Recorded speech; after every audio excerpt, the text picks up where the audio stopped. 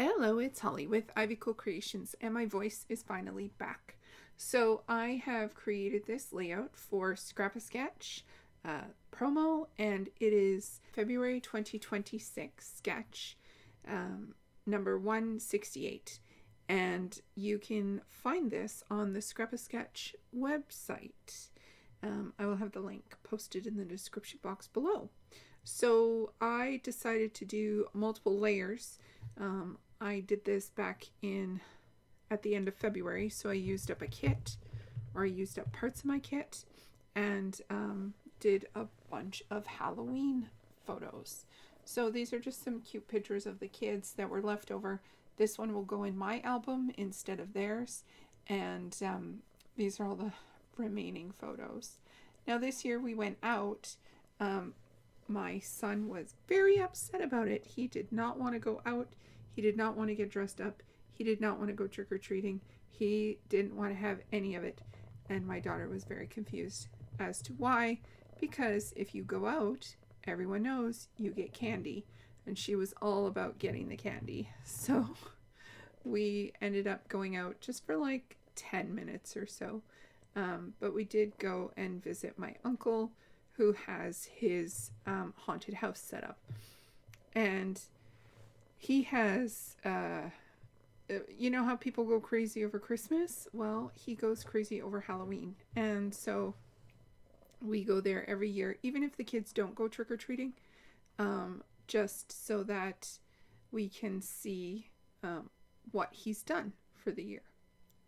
So I cut out all these square scrap pieces of paper, and I think they were 2.5 by 2.5, because my photos were cut down to 2.5 by 2.5, and so I managed to get 4 across.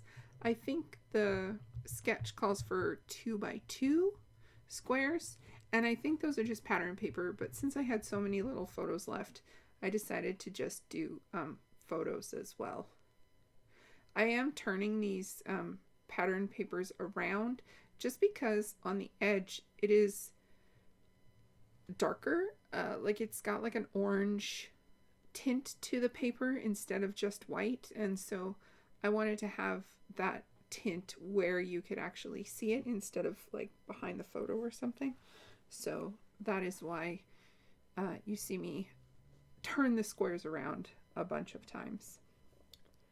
I think all of these bits are Echo Park. I don't have too many, and so when I have